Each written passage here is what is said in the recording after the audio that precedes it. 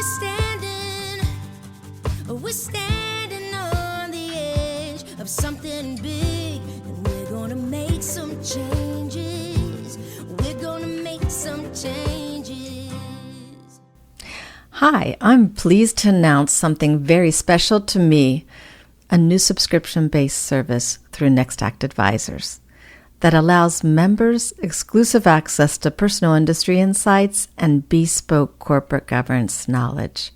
This comes in the form of blogs, personal book recommendations, and early access to the Founders Sandbox podcast episodes before they release to the public.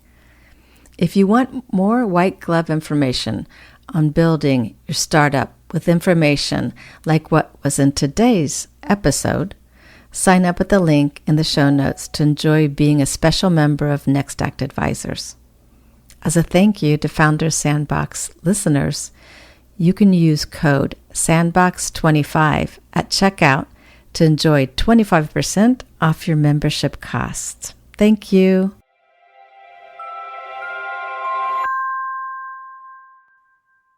Welcome back to the Founders Sandbox. I am Brenda McCabe, your host in this monthly podcast. We're now into our third season. The monthly podcast reaches entrepreneurs and business owners who learn about building resilient, purpose-driven, and sustainable businesses with great corporate governance. I want to assist entrepreneurs in building those scalable, well-governed, and resilient businesses. And guests to my podcast are founders, business owners themselves, who want to use the power of the private enterprise, be it small, medium, or large, to create change for a better world. Through storytelling with each of my guests, that are going to touch upon resilience, purpose-driven enterprise, and sustainable growth, my goal is to provide in a fun environment where we can equip one startup founder at a time the skills to build a better world through great corporate governance. Today, my guest is Tammy Alvarez. Tammy is joining the podcast as founder and CEO of Career Winners Circle. She also is an author, professional keynote speaker, inspirational coach, trainer, and epic storyteller. So welcome, Tammy, to the Founders Sandbox. Thank you, Brenda. It is such a pleasure to be here today. I do feel a bit intimidated. You know, you're an epic storyteller, and I thought, so we have two storytellers in the Sandbox today. Should be good. Excellent. So in prior conversations with you, Tammy, and I did take some time to listen to some other podcasts where you've been featured. You, like me, share a mission, and you're very mission driven, and you've experienced firsthand burnout in the corporate world, and you intentionally created a work-life balance, which we're going to learn about more today, that resulted in creating Career Winners Circle. And it's a company that's offering coaching, career coaching, helping individuals figure out what you do that you love. Every guest and I, we choose a title for the podcast. Our title for this podcast with Tammy Alvarez, CEO of Career Winners Circle, is Purpose, Pivoting Careers. So Tammy, you are joining us from Mexico City. I am.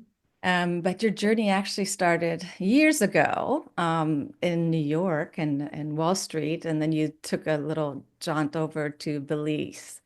And I found some commonalities. My own work is informed by a major life change that I made back over 15 years now. I moved back to the US after 25 years in Europe. And I work with companies, not necessarily individuals, to be fit for purpose, poised for growth, and made for resilience. What made you leave the Manhattan Wall Street life and go offshore before it became fashionable in the post-COVID world? It was an interesting culmination of activities, if you will. Okay. I grew up, in and around Wall Street. So my whole career was really around financial services, and I loved the corporate career. Throughout my corporate career, I made 11 different changes in terms of the jobs that I had, everything Okay. from sales to audit and everything in between in 5 different industries in and around Wall Street, because I had this mindset that if you don't like it, change it. And that's kind of how I navigated through my career. And I remember this one day. Here I am, top of my career, managing director. The height of my career is managing like over 2,000 people in 35 countries, like all these big girl things that are going on. And Mhm. I remember sitting in a boardroom. We had missed earnings again, and we were just waiting for the bloodletting to begin, right? So our boss comes in, and every quarter it would turn into a game of hot potato of Right. whose fault was it? Like, it's not my fault, it's sales fault, it's operations, it's this, it's that. And it was actually, became comical. And then we'd all go out for a few beers after the meeting was over. And so Mhm. this time was particularly brutal in terms of how difficult the analyst call was. And I remember having this out of body experience, it felt like in the movies, when you're floating over the table and you're associated to it, but you're not really there. And I didn't realize it at the time, but my career had received its death sentence because Oh, I developed this disease that I call I don't give a shititis. wow. And so, 6 months later, I had found myself, I had cashed out of Wall Street. I had moved to a tropical island off the coast of Belize in Central America and started this business, which was by far the most terrifying thing I've ever done. And I just really needed that reset because I had stopped learning. And it felt like I'd just seen everything. And to go to another company would have been the same thing with a different shade of lipstick. And I needed to reignite my desire to actually learn, fail successfully, and move my business forward. Say that again. You wanted to reignite? I needed to reignite my desire, my ability to learn, Right. but also how to fail successfully Okay. That's and continue to start a new chapter. right, right. And we did speak about some of your intentional choices. All right, you leave, you had it. What'd you call that? You had a disease Oh called yeah, I don't give a shititis, right? So yes. I you think a know, lot of us have that disease and we just don't realize it's right. Well, by yeah. speaking your truth, which is what Mhm. I'm hearing, and my listeners will as well. I was struck though, Tammy, because you landed in that tropical island, but you really didn't yet know what you were about to do, right? I had no idea. When I was in corporate, you age out of Wall Street. You just do. And so part of my plan, soft plan, the extent of my business plan, Brenda, was I'm going to coach someday and sit on a few boards and do some academic work. That was the extent of my business plan. So Um, when I pulled the plug, I think I made every mistake an entrepreneur could possibly make, probably okay. twice because I'm a slow learner. And so I just fumbled my way through in the dark and just kept trying things and kept failing at things until I finally figured out the secret sauce. But it took several years for me to get to that point. Right. And it was terrifying, right? In terms of feeling like I had lost the skill to learn. I'm like, oh, this is taking a lot longer than it used to. Because I purposefully stayed out of corporate. I did not Exactly. want to have a business to business company because I knew I was still addicted to the work. Yep. And if I'd gone right back in, I'd just be in the same rat race under my own flag. And so I purposely sent myself to serve consumers. And I didn't know anything about mailing lists or drip campaigns or marketing funnels. I knew none of this stuff. Right. And so that journey was absolutely one of the most frustrating and rewarding journeys I think I've had. And did you're 6 years into this? Almost 7 now, yeah. Seven, Mhm. exactly. Auspicious number. Do you really believe that you've removed the golden handcuffs of a corporate life, and you are the best operator to actually be working with people that are leaving corporate life in Wall Street? Yes and yes. Excellent. Since the day I started the firm, I've never worked more than 30 hours a week, right? We would go scuba diving a couple days a week before work, just as a way to start our day. what better way than to go play with the fish and get salty? Yes. And Yes. it was interesting because I had a coach when I finally realized that I can't do this on my own, and I probably should actually get some help with somebody who's done this before.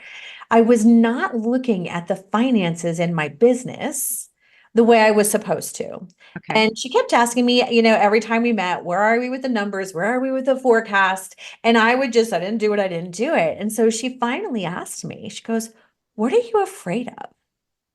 And of course I bristled because I'm like, I'm not afraid of anything. And she let it go because she knew she hit a nerve. And so I let that marinate for a little bit. Right. And after a session or two, what it turned out, Brenda, is that I was afraid of success.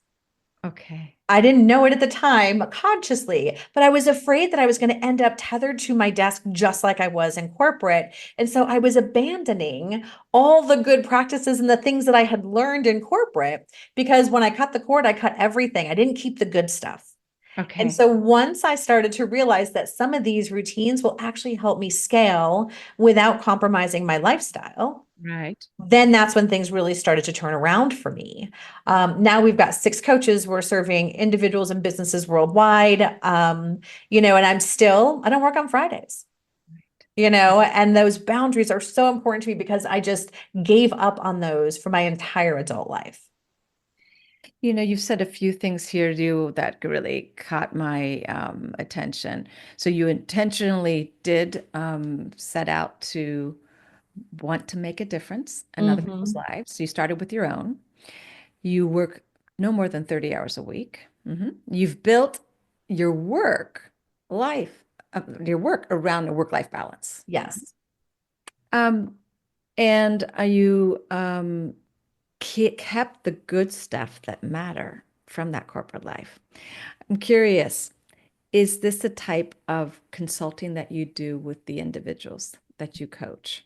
Yes, we do. Because a lot of the mid to senior level leaders that we coach start Yes. their own businesses. And so we help them on that journey.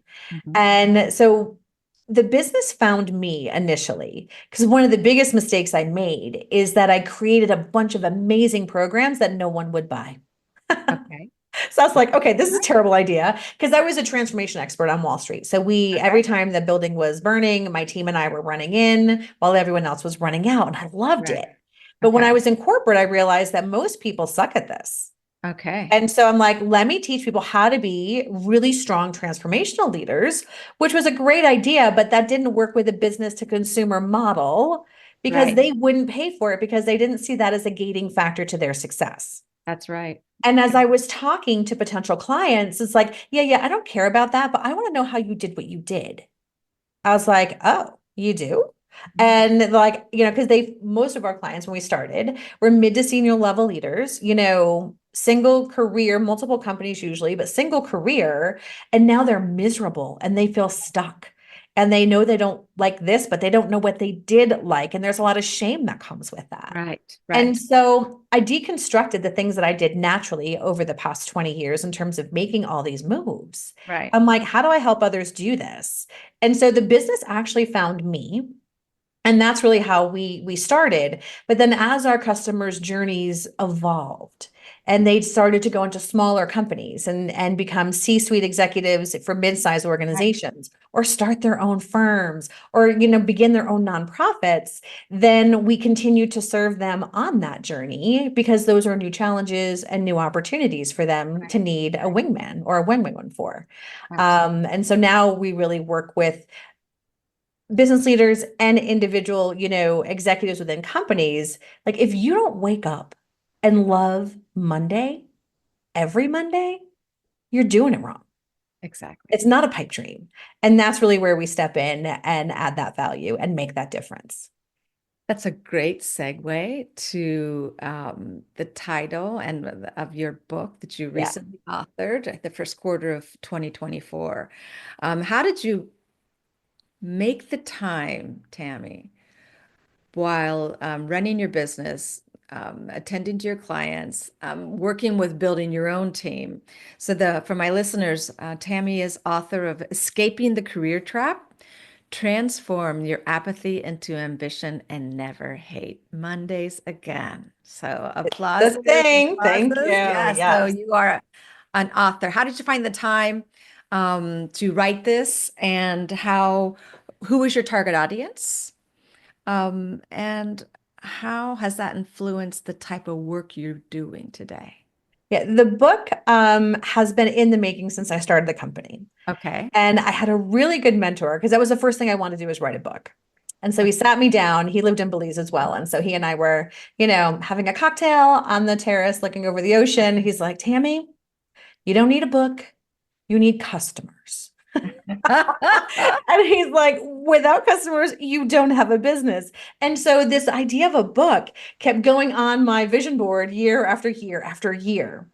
And so the timing turned out to be perfect because we were moving from Belize to Mexico City. Okay. I had no friends in Mexico City yet, and I didn't speak the language very well.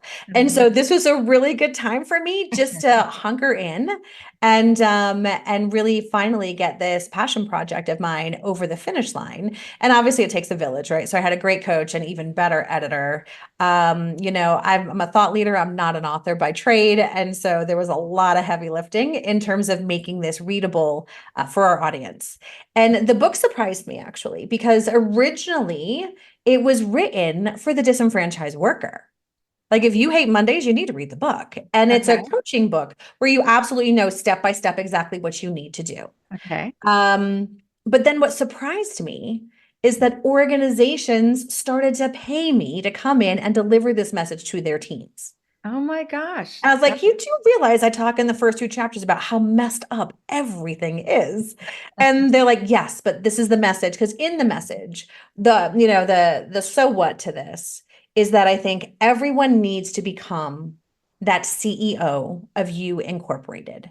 And when Nice. you start to treat your career like a business, whether you are a corporate person or whether you actually have your own business, because a lot of us haven't promoted ourselves into that CEO spot yet. But when you start to think about things in terms of, running a business and apply those to how you manage your career, everything changes. And it's Nice. good for the individual, it's good for the business, it's good for everyone. And so, with the book now, we are working with companies who are really struggling with the majority of their employees who also have I don't give a shit-itis. Okay. And like, how do you wake them up? Because there's this, especially in the middle market space, there's this concept of global talent shortage crisis is what they're calling Right. it. Right. And it's like, okay, with all the layoffs, how can there be a talent shortage crisis anywhere? But what I strongly believe, and what we're starting to prove out with our clients now, is that businesses have everything they need right under their nose. They just don't know how to activate it. Right. Right. And so we've created literally a 3-month like adrenaline rush process to reactivate the ambition Okay. and get people to start to lean in and care about what they do again. And it's made amazing results and differences for our clients. So at the end of the day, we're all about loving Mondays in every way possible. And whether that's helping organizations or individuals find their path, there's a way forward for everyone. Right. I love the the comment you made around the first 3 chapters when you were surprised that corporates were asking you to come in and speak, is that everyone needs to become a CEO within their business, right? The business line, right? Did I Yes. quote you correctly? Because Yeah. that's I mean, exactly. so when you treat your career like a business Yeah. and you become the CEO of You Incorporated, then that's when the magic starts to happen. Mhm. I can't wait to read it because I will be honest, I have not read your book, but I loved the catchy title, Escaping the Career Trap. Transform your apathy into ambition and never hate Mondays again. And those golden handcuffs are there, right? Right on the cover. And I think for entrepreneurs and solopreneurs and new business owners, we feel trapped too sometimes. And we become a victim of the monster we've created, either a victim of our own success or we're not seeing the growth that we expected and things are harder than we planned for. And so much of what's in the book and also what we coach on really helps you break through that and find your way to the other side. Because I think all of our careers have what I call seasonality, right? And we all know success isn't linear. And so when you start to embrace that seasonality in your business Right. and in your career and realize, okay, how can I show up better for me Right. first? Because when I do that, then the downstream impacts are going to show up in my business. I love it. Seasonality and how can I show up better? All right, let's switch gears, Tammy. We've talked about how you've created your business over the last 7 years. Walk my listeners through a typical, is the word engagement? Is it Sure. one-on-one? Do you consult as well for the executive team of the mid-sized companies? Walk my listeners through that experience. Sure. Thank Yeah, you. absolutely. And so we do work privately and we have group programs that we Okay. use, and then we also do business advisory work. Okay. And so a typical engagement in any of those scenarios is really not only getting clear on what good looks like, but Mm-hmm. why. Oh, Because so many times people are like, I want to do this. A business is like, we want to expand. An individual's like, I want to get promoted. Or, in group settings, we do a lot of women in leadership type work. It's like, I want whatever. And then the next question is why? why? Okay. And if those answers ring hollow, then it's time to go back and take a look at that to figure out what you really do want. Because so often we're on autopilot. We do something because it's what's expected next. We do something because, well, that's what all the books and the magazines and the podcasts say I'm supposed to do. And all of these things, it's like, no, let's lean back in and figure out what do you want? And I think a really good example is I had this summer, I had a summer of flow, is what I called it.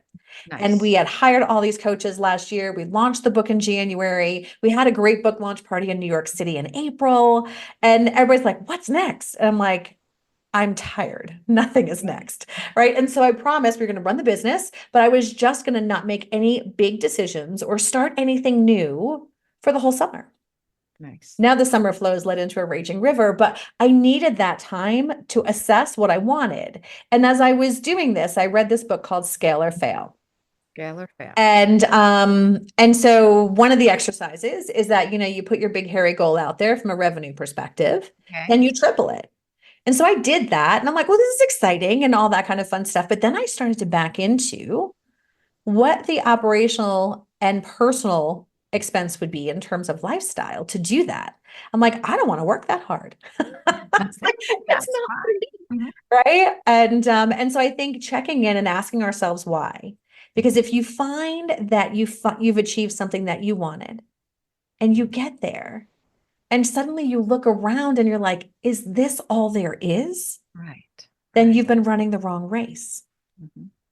And so we don't check in enough to make sure that the race we're running is going to give us the finish line that is truly where we need to be. So that's the really first part of the engagement, because once that's clear, Yes. then from an execution perspective and building that path forward through coaching and through skill building and, through advisory work, that stuff becomes a lot easier. Because when, Simon Sinek is great with that whole start with why, because when you're really connected to that, that is where you get your resilience. Okay. I have found there's been several times in my life where I want to give up. Okay. And things got too hard. Do I really want this? Like, it was just easier to just play it safe, do nothing, all the things. But when I connected to my true why, like what is going on with me personally, then that's where I found my grit to keep going. Like when I was younger in my career, quick story, but long Yeah. story short, my parents split up when I was a teenager. My mom, my sister, and I ended up homeless. And I'm I sorry. saw how much she struggled. And I swore that that would never be me. Excellent. And so for the beginning part of my career, my ambition was fueled by fear. Yes. Yes. And so, but that's what kept me going. It's like, I don't want this. Like, and so that was really what allowed me to find that internal fortitude to do the things that just seemed impossible. Right. Now, when I started this business, I started to have second thoughts again. I'm like, this is so irresponsible. It's like, you are a grown adult and you've left the job everybody wants. You're living on a tropical island. You have no idea where your first paycheck is coming from, let alone the second and third. It's like, what are you doing? And I was afraid because at that time, my parents were aging and they had no money, separately. And so my sister and I were supporting them financially. And I'm like, I have one daughter. I'm like, I Uh-huh. don't want to be a burden on her because I'm off playing around the world. And so when I realized that, okay, now my big reason for doing what I do, and for wanting what I want is so that way I'm never a burden on her, but I can still have the life that I want for me. Mhm. Then the days where I wake up and I'm like, oh, I don't feel like doing this. I Okay. still get up and do it anyway, right? So yeah. Thank you for sharing that personal story. And I feel honored that you shared that here on the Founders Yeah. Sandbox, Tammy. Super. So I'm good on how my listeners, you can use your services. So it's either individuals or mid-sized companies. All right. Yep. Yep. Entrepreneurs, mid-sized companies, that kind of stuff. Yes. So at Next Act Advisors, I work a lot with scaling companies. So it's Mhm. normally the CEO and the founding team. I'm all about building scalable and resilient companies. Risk and the management of risk is Mhm. very important. And you have a lot of clients that come from the Wall Street Mhm. world, right? Do you have any specific highlights or experiences with executives who have pivoted their careers while working with you and are actually working in the risk and Yeah. compliance functions? I mean, I'd love to hear some real life stories. Yeah. When I was in corporate, three of those 11 roles that I had, Okay. one was operational risk, first line of defense, right? One was internal audit, so the very last stop, and then a major role in compliance, in terms of international banking and during the financial crisis. And Yeah. so I think having a sales background, which is how I started my career, moving into middle office and operations, and then ultimately, leading some risk functions, there's a few things that I think if you're sitting in a risk function today that Yes. make a difference between being adequate at your job and being an amazing business partner. Ooh. And it's so easy to just hide behind the word no. Okay. All It's right. safe. Like you can't do that. Like doctor no, right? You can't do that. You can't do this. You can't do these things. Versus a true risk partner is going to be able to help guide a business executive on how to get to yes safe Okay. and in a safe way. Okay. And very few, I think, risk partners actually do that. And so knowing I had a quota that I had carried in my life and frontline with clients when they're irritated because it takes so long to get them onboarded, or they have to fill out this form 700 times, or whatever it Mhm. is, it's like as a risk partner, it's your job to help the business safely get to yes and grow. And I think it's just too easy to hide behind the checklist, hide behind that this is what the regulators said. I mean, we need to listen to the regulators. They're there for, for everyone's safety.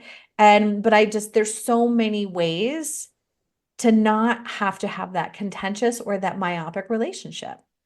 And so I think from a risk partner perspective, really understanding how the business works, really understanding where the risks are. So let's face it, if you are going to be completely risk adverse, you would never open up your front door on a rainy day with marble floors That's because the chance of somebody slipping and falling is too high. But we right. open our doors every day. So there's at some level an assumed acceptance of risk.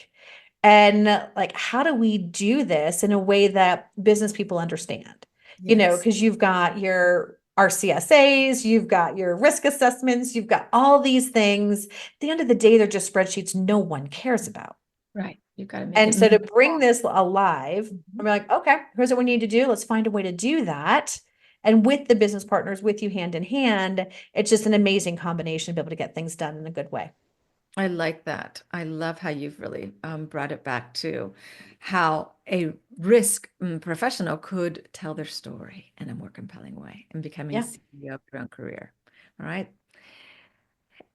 Let's go to another question related to 2025. So you took the summer off, you were in flow. Now we're in a raging river.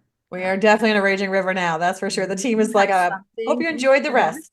You have something in store for 2025 Yeah. that is related to your service offering with CEOs and management teams. Tell us a little bit more about that upcoming launch. Yeah, so excited about this. And this is going to be an absolute game changer for so many businesses. And really Excellent. started with that aha moment I had when companies wanted me to start talking about the messages in the book.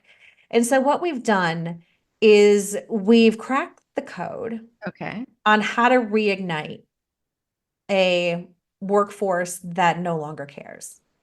Um, in ways that actually move the dime Okay. on revenue, profitability, quality, customer satisfaction, key talent retention. And so it's called Amplify 360. Okay. And what we do is we take this three-pronged approach to work with a company for 3 months. So I 3 months. think most leaders have kind of fallen out of love with a long-term culture play, right? You bring consultants in, you bring organizational design people in, you bring in, employee engagement surveys, you do all these things and nothing works. So what do you do? And Right. so what we do is we take 3 months, basically it's an adrenaline shot to get the company started and kind of pivoted onto the right track. But we work with three different constituents. We Okay. work with the employees to Okay. teach them how to become that CEO of their career. Okay. We work with the leadership team to teach them how to not screw that up. Okay.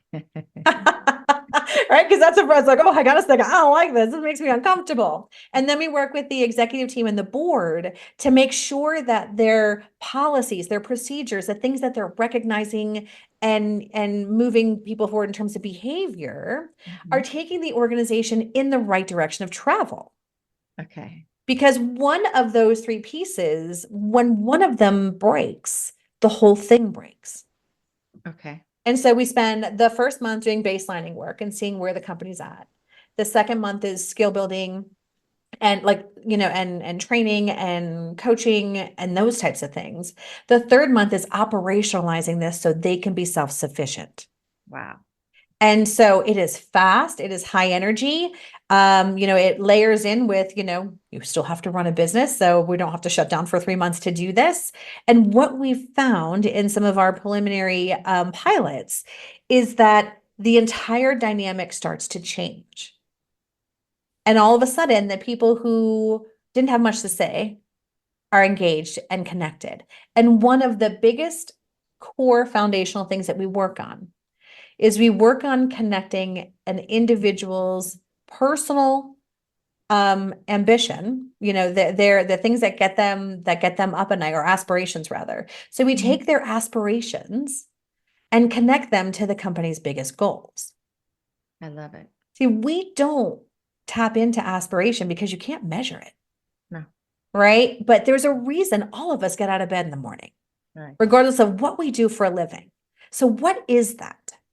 Right. And when you figure out what that is, and then you start applying that to the company's, biggest objectives, now all of a sudden everyone is winning. Right. Because typically the things that you have the biggest aspirations about are also the things you're most skilled in. So Right. now you have more people spending time playing to their strengths. They're doing things that they personally care about, and the business is winning too. So would you say that your secret sauce in this Amplify 360-degree approach is aligning the individual or personal aspiration Mhm. with the corporate goals? Yes, that is absolutely step one, right? And it's something no one's doing, right? Everyone's talking Like your employee secret sauce. engagement. Mhm. I'm telling you to think about aspirations. Absolutely. Wow.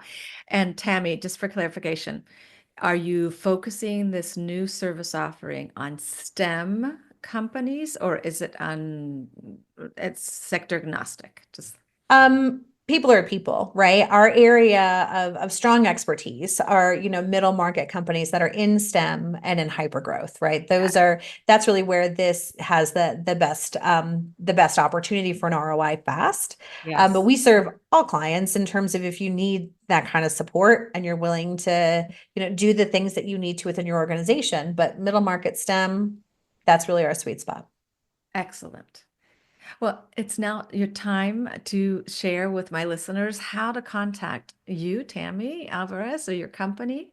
What would you, there'll be show notes for this episode, and we'll be providing material, but give some information on how best to. Absolutely. Yeah. So the one thing I love to ask all of our listeners to do is connect with me on LinkedIn and send me a message. Let me know you heard the podcast, what you thought, what you agreed with, what you didn't. I love to hear your stories. But you can also reach us at careerwinnerscircle.com. We are offering a complimentary strategy assessment for companies who might need the Amplify 360 solution, where we can see, are you ready for this and where's your best opportunity? So really between the website and LinkedIn, those are the best ways to get a hold of us right now. Well, thank you, Tammy. We're going to go back to the Founders Sandbox, and I love to ask each of my guests the meaning of 3 words, which is the areas of work where I engage with my clients, and it's on building resilient businesses, purpose-driven businesses, and scalable growth. What does resilience mean to you, Tammy? Resilience to me is being able to find joy no matter what life throws at you. Wow. I love it. What about purpose-driven businesses? From a business perspective, I think having a purpose-driven business is about having that unifying force within your organization that everyone can get behind. Goes much further than a vision, mission, value statement, but it's the organizational aspiration, right? What is the reason we are getting out of bed in the morning? Like at Career Winner Circle, our purpose is to make sure that everyone loves Mondays again. Right. And to eradicate the apathetic haze that has taken over in organizations. And that is our purpose. It's big and everyone's behind that. And so that's where I think the value of having a purpose-driven company comes into play. Thank you. Scalable growth. Scalable growth kind of ties to me into resilience, right? In terms of the rate of change that individuals and businesses are experiencing right now is significant. Yes. And so one of the things, especially through Amplify 360, that we focus on is making sure that the entire organization's ecosystem is future-proofed. Okay. And so, you can focus on your own shop, but if all your suppliers, your vendors, or your customers are changing tack and you don't know, then you can do all the things right for all the wrong outcomes. And so it's, for me, that scalability, a big piece of that is you look at all the things that are involved within your ecosystem, internally and externally, and make sure that everything is as future-proof as it can possibly be. Like amazing nuggets there. Thank you. Last and final question, Tammy. Did you have fun in the sandbox today? I love playing in the sandbox, right? So I did, Brenda. Thank you so much for the invite. And hopefully some of the things that we talked about today resonate with the listeners, where you can start to take action on some of these things right away. Well, thank you. To my listeners, if you like this episode with Tammy Alvarez, sign up for the monthly release where founders, business owners, corporate directors, and professional service providers learn about how to build, with strong governance, resilient, scalable, and purpose-driven company to make profits for good. Signing off for this month. Thank you very much.